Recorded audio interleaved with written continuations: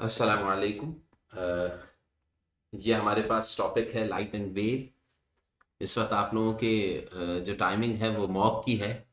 तो मॉक के हवाले से हम ये रिवीजन करने के लिए जा रहे हैं लाइट एंड वेव टॉपिक का, जिसमें हम ये चीज़ देखेंगे कि लाइट और वेव्स में लाइट के अंदर कितना पोर्शन जो है वो कवर अप होता है, जो कि हमारे मॉक के अंदर सी आर क्यूज, आप जानते हैं कि सी आर क्यूज का एक बहुत बड़ा पार्ट या पोर्शन जो है वो ज्योमेट्रिकल ऑप्टिक्स या लाइट्स में से आ रहा है। तो ये बेसिकली जो पोर्शन दिया हुआ है, ये जो डॉक्यूमेंट है, ये जी IGCSE के प्रैक्टिस क्वेश्चंस हैं, इंपॉर्टेंट हो सकते हैं हमारे लिए भी, तो हम इसको देख लेते हैं। तो अब आप ये देखिए, इसमें मैं बहुत क्विकली बताऊंगा, जल्दी जल्दी हम देखेंगे। देखिए एक सरफेस दी गई है, सरफेस के ऊपर यहाँ पे पॉइंट सी पे रे जो है, लाइट रे, वो टकरा रही है। ये सेमी सर्कुलर ग्लास है। यहाँ से जब आप एंटर हो रहे हैं तो देखिए कोई डिफ्लेक्शन नहीं आई, ये ग्लास में एंटर हो रहा है। डिफ्लेक्शन क्यों नहीं आई? क्योंकि अगर आप यहाँ पे परपेंडिकुलर ड्रॉ करते हैं तो रे एंटरिंग परपेंडिकुलर, यहाँ पे रे जो है वो परपेंडिकुलर एंटर कर रही है। तो जब रे परपेंडिकुलर एंटर होती है तो इसका मतलब क्या है कि उसमें किसी किस्म की कोई डेविएशन नहीं आती, स्ट्रेट चली जाएगी। अच्छा, रिफ्लेक्शन, यहाँ पे रिफ्रैक्शन परफॉर्म हो रहा है, इसको मैं क्या कहूँगा, रिफ्रैक्शन। तो जब यहाँ से टकराएगी तो ये रिफ्लेक्ट बैक कर जाएगी। आप जानते हैं सरफेस अगर ये है तो आपके पास नॉर्मल पॉइंट सी पे बनना चाहिए, और यहाँ पे होना चाहिए एंगल ऑफ इंसिडेंस। तो अगर आपको एंगल ऑफ इंसिडेंस इस केस में पूछा जाए, तो अगर ये 40 है तो रिलेटिवली यहाँ पे एंगल 50 जो होगा वो क्या होना चाहिए, 90 है टोटल मिला के। तो एंगल ऑफ इंसिडेंस 50 होगा, और एंगल ऑफ रिफ्लेक्शन भी क्या होगा, एंगल आर, वो भी कितने डिग्री होगा, 50 डिग्री होगा। तो यहाँ पे देखें, ये रिफ्लेक्टेड रे है, ये इंसिडेंट रे है। तो अब आपसे ये क्या पूछ रहे हैं, angle shown no reflected ray emerges from the block at C. C से इमर्ज नहीं हुई, यानी कि सी के अंदर यहाँ पे नहीं दाखिल हुई, बल्कि टकरा के रिफ्लेक्ट बैक कर गई है यहाँ से, ठीक है ना।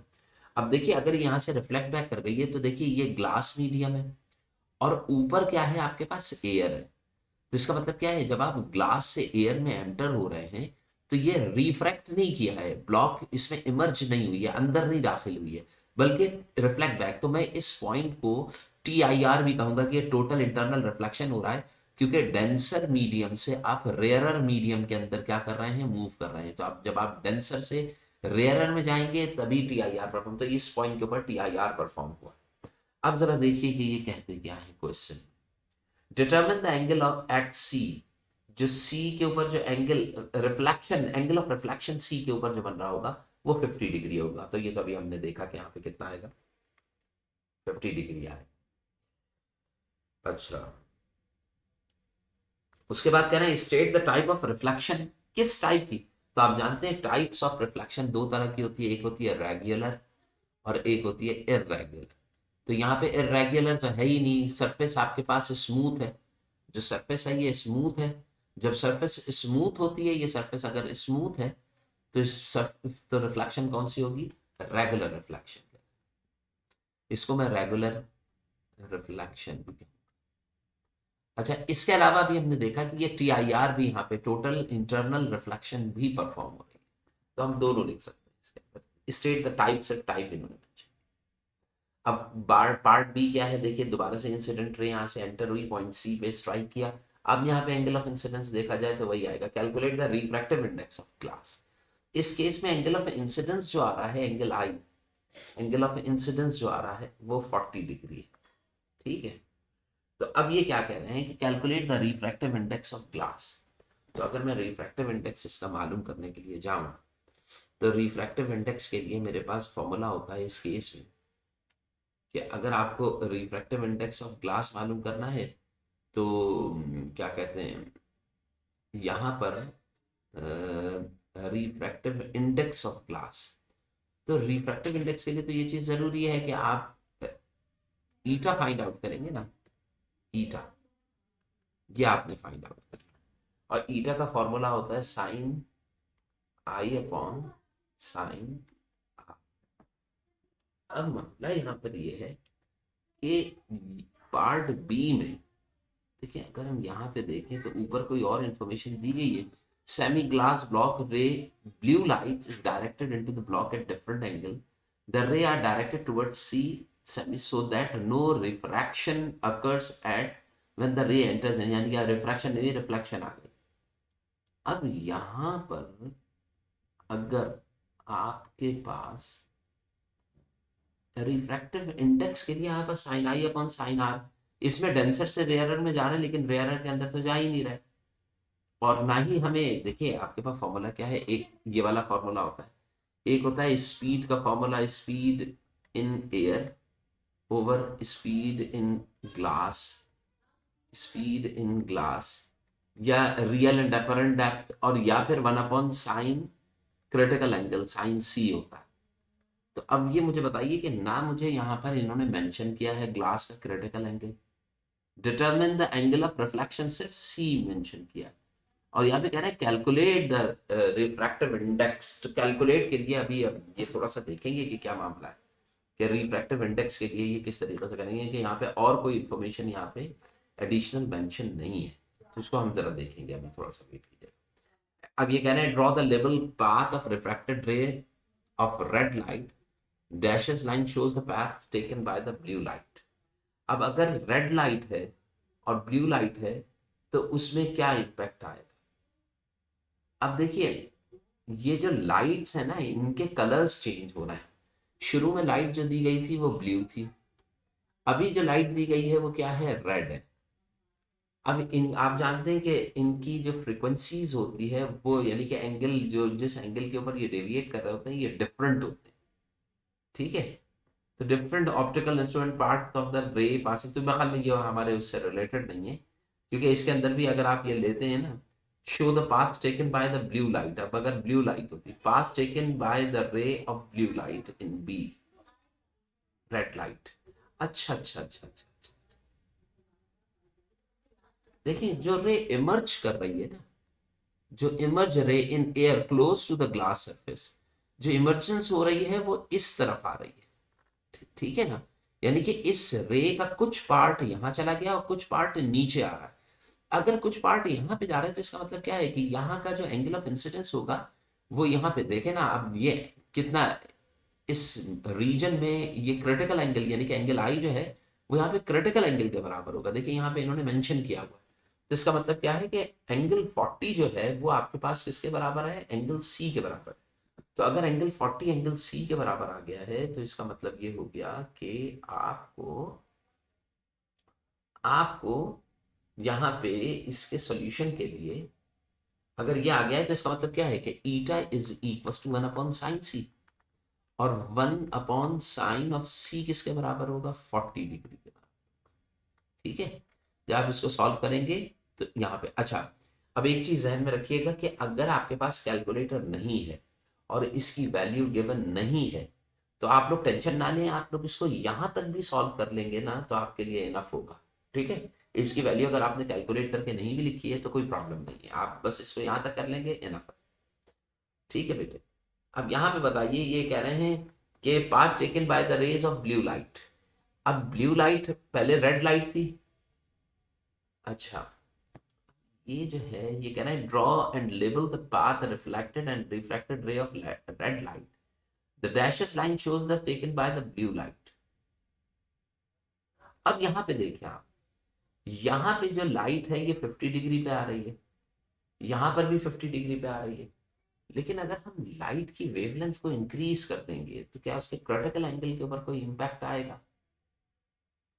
अ, देखिए यहाँ पे ये बेंडिंग हो रही है, तो बेंडिंग ज़्यादा है, मेरे ख्याल में ये हमारे कोर्स से रिलेटेड नहीं है, तो इसके अंदर हम बिला वजह डिटेल के अंदर जाएंगे, क्योंकि फ्रीक्वेंसी से रिलेटेड ना रेड ब्लू और ग्रीन की रिफ्लेक्शन हमारे कोर्स में नहीं है, तो उसको देखने की जरूरत है। देखिए ये एक रे आ रही है, यहाँ पे स्ट्राइक कर रही है, यहाँ पे टी आई आर परफॉर्म हो रहा है, टोटल इंटरनल रिफ्लेक्शन, टकरा के रिफ्लेक्ट बैक कर गई, यहाँ पे परपेंडिकुलरली एंटर हो रही है लिहाजा अंदर एंटर हो जाएगी, यहाँ पे पॉइंट पे T I R perform. Use ये ऑप्टिकल इंस्ट्रूमेंट के अंदर ये प्रिज्म इस्तेमाल होता है, इसे राइट एंगल प्रिज्म कहते हैं। The path of the ray passing through the instrument is shown, light leaves the instrument at point B, यानी कि यहाँ से जाके ये बाहर निकल गई यहाँ से। अब ये यहाँ पे आ गई, यहाँ पे आने के बाद मैंने इसको क्या कराना है, मैंने यहाँ पर इसको इस पाथ पे डिफ्लेक्ट करना है, यानी कि नीचे आए और फिर इस तरफ आ जाए।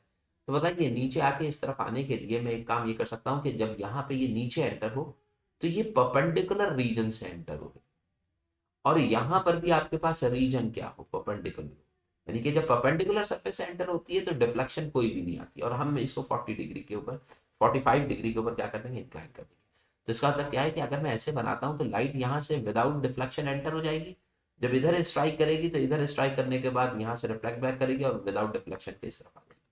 तो यहाँ पे जो आप रिफ्लेक्टिंग यानी कि T total internal reflecting prism होता है जिसे हम राइट एंगल प्रिज्म कहते हैं, उसको अगर मैं इस शेप में प्लेस कर रहा हूँ तो यहाँ पे टी आई आर जो है वो परफेक्टली परफॉर्म होकर इसकी बैंडिंग। और आप ये जानते हैं कि ऑप्टिकल इंस्ट्रूमेंट जो होता है ये पेरिस्कोप कहलाता है, जिसमें प्रिज्म्स इस फॉर्म में यूज होते हैं। लेजर प्रोड्यूसेस, देखिए लेजर प्रोड्यूस कर रही है blue light of wavelength lambda, उसकी इतनी है, ठीक है, इतने metres wavelength. State the speed of light in vacuum, जब वेवलेंथ इसकी इतनी है तो स्पीड कितनी होगी, तो v is equals to f lambda, v is equals to f lambda.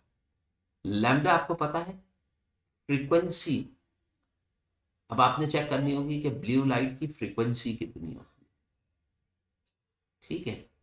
अगर मुझे ब्लू लाइट की फ्रीक्वेंसी पता लग जाए तो ये आपको ये टेबल्स के अंदर दी हुई होती है फ्रीक्वेंसी, लेकिन जो कि यहाँ पे calculate the frequency of light produce in the laser. अच्छा वेवलेंथ इतनी बताई हुई है, अच्छा ये देखें कि speed of light in vacuum ये तो हमेशा कांस्टेंट होती है, c3 × 10⁻⁸। तो गालबन यहाँ पे आपके पास मीटर पर सेकंड ये वाली वैल्यू आ जाएगी 3 × 10⁸, ये आ जाएगी स्पीड ऑफ लाइट।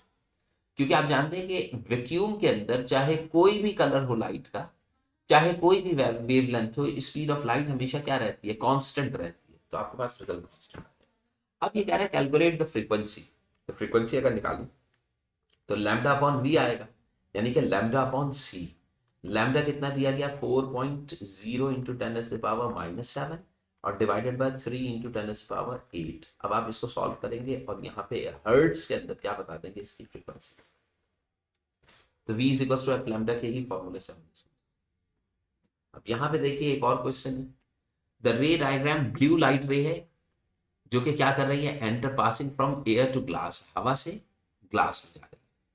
जब ये इस पॉइंट पे टकरा रही है तो दोबारा से देखिए making an angle 35 degree with this surface. तो हमने क्या करना है, हम यहाँ पे क्या चीज ड्रॉ कर देंगे, दोबारा से परपेंडिकुलर। अब अगर ये 35 डिग्री बन रहा है तो 90 में से 35 को माइनस कीजिए तो एंगल ऑफ इंसिडेंस आ जाएगा, यहाँ पे 5 आएगा और 8 में से 3 जाएंगे तो यहाँ पर भी 5 बचेगा।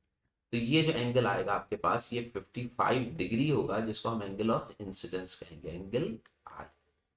तो ये बताइए कि जब यहाँ पे लाइट एंटर होगी तो it bend towards the normal, तो ये स्ट्रेट नहीं जाएगी बल्कि टुवर्ड्स नॉर्मल बेंड होने का मतलब क्या है कि ये नीचे की तरफ बेंड हो जाएगी। इसका बेंडिंग पाथ जो होगा, अगर कोई ऊपर की तरफ यूं बेंड कर देता है तो फिर ये गलत हो जाएगी, ठीक है। तो ये चीज ख्याल रखिएगा कि आपने अगर बेंडिंग भी दिखानी है तो आप सही बेंडिंग दिखाएं, ठीक है, टुवर्ड्स नॉर्मल। यानी कि ये एंगल ऑफ रिफ्रैक्शन जो एंगल आर आएगा that should be less than 55। Angle r जो आएगा वो 55 से क्या होना चाहिए, लेस होना चाहिए। कितना होगा ये मैं नहीं जानता, तो पहले मैंने इसकी bending state the angle of incidence. तो एंगल ऑफ इंसिडेंस आपको बता दिया कितनी डिग्री आ रहा है, 55 डिग्री।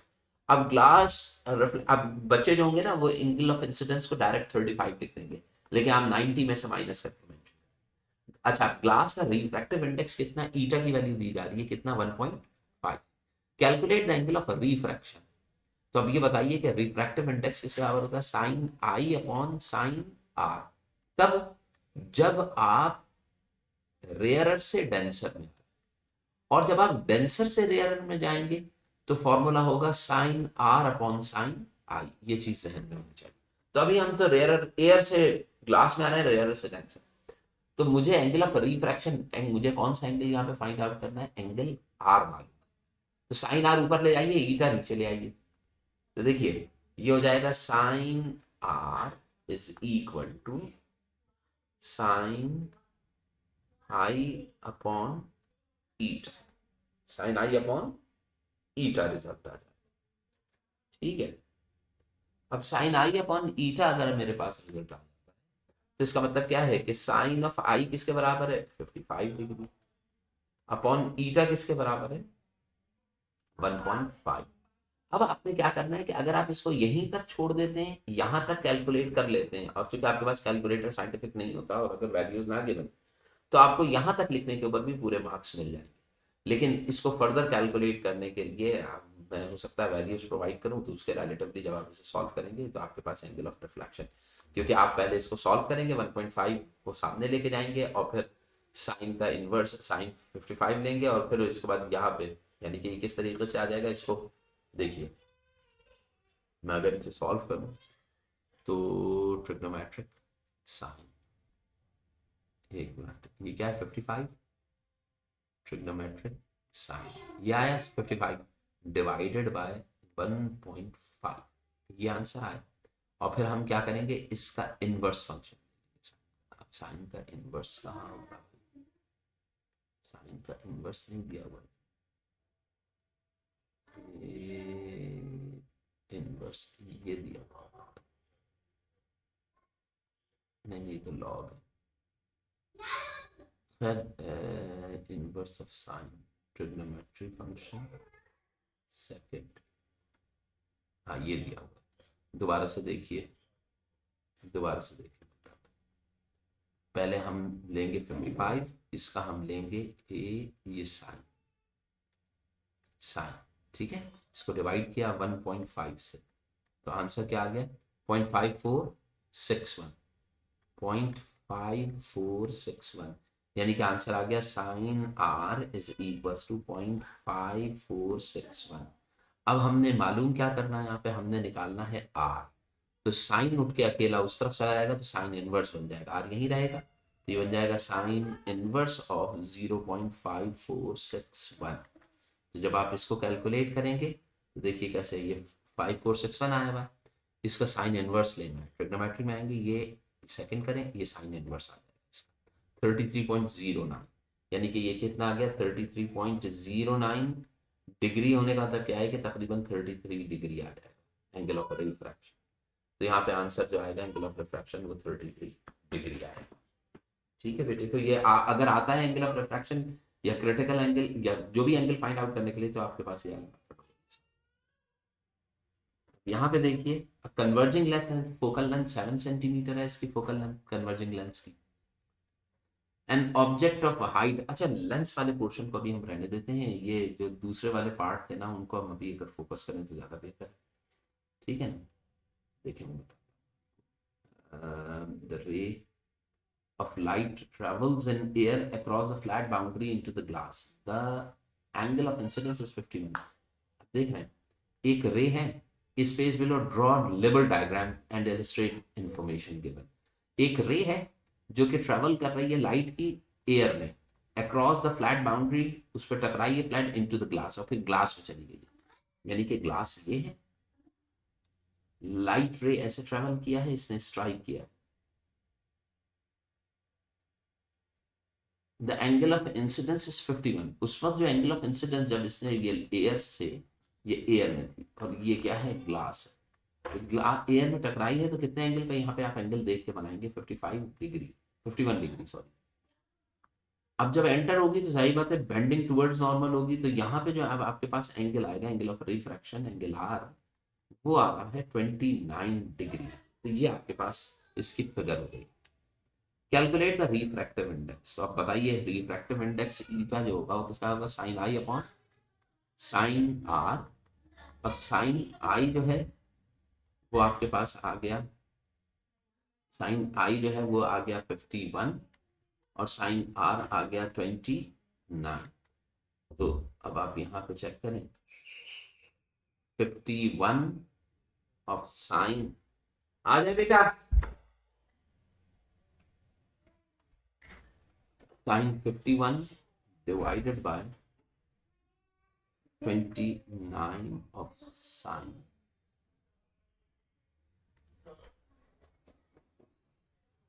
तो ये आंसर जो होगा तुम्हारा वो आ जाएगा 0.4848, 0.4848,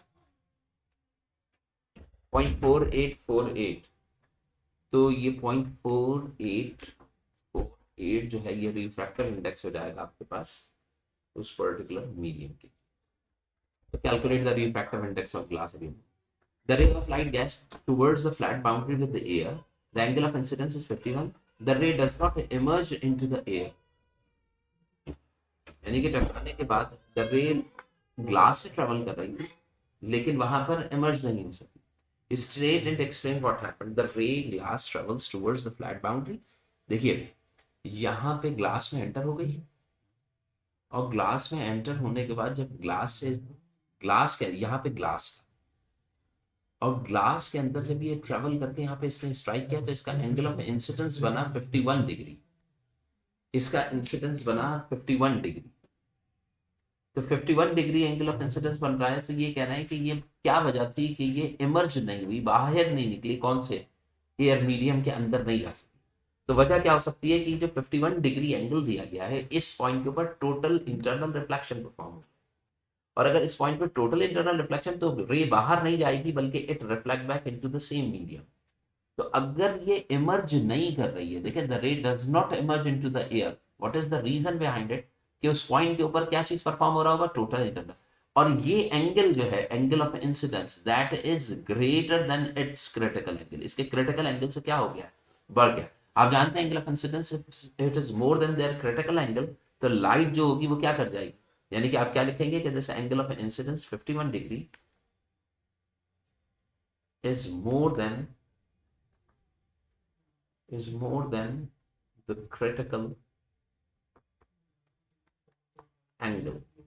तो जब क्रिटिकल एंगल से एक्सीड कर जाएगा तो फिर वो तो ये आपके पास हो रहा है. और परफॉर्म क्या हो रहा है यहाँ पे, TIR परफॉर्म हो रहा है. तो आपने इस तरीके से.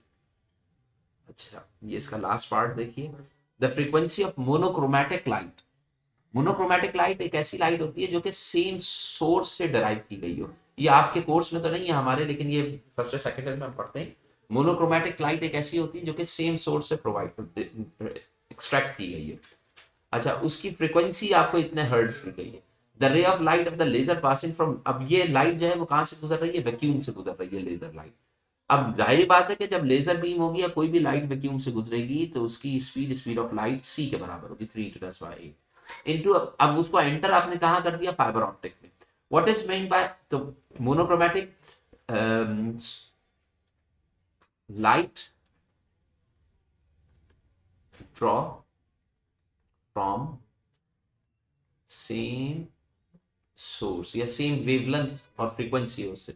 The frequency of the light. अब ये बताइए यहाँ पे फ्रीक्वेंसी कितनी होगी, तो बताइए the frequency of light from laser in fibre optic. आप ये बताइए कि जब ये लाइट जब फाइबर ऑप्टिक में एंटर होगी, पहले लाइट यूं चल रही थी, जैसे ही फाइबर ऑप्टिक में एंटर हुई इसने अपनी डायरेक्शन को चेंज कर लिया. जैसे ये बेंड हुई तो आप जानते हैं कि इसकी फ्रीक्वेंसी के ऊपर आप जानते हैं कि हमने ये चीज पढ़ी थी कि जब रिफ्रैक्शन परफॉर्म होती है तो फ्रीक्वेंसी पे कोई इंपैक्ट नहीं आता. हाँ वेवलेंथ चेंज हो जाती है आपके पास. तो आप ये कह रहे हैं the frequency of light when it enters into the optical fibre cable there is no change in the frequency. तो यहाँ पे आप क्या लिखेंगे, नो चेंज. जितनी दी गई है फ्रीक्वेंसी उतनी ही है. Speed of light fibre optic में अभी भी ये उतनी कह रहे हैं कि कितनी है, 2 × 10⁻, रिड्यूस हो गई है. देखें पहले 3 थी अब 2 हो गई है. अब आपसे रिफ्रैक्टिव इंडेक्स कहा जा रहा है. तो अब आप ये जानते हैं कि स्पीड इन एयर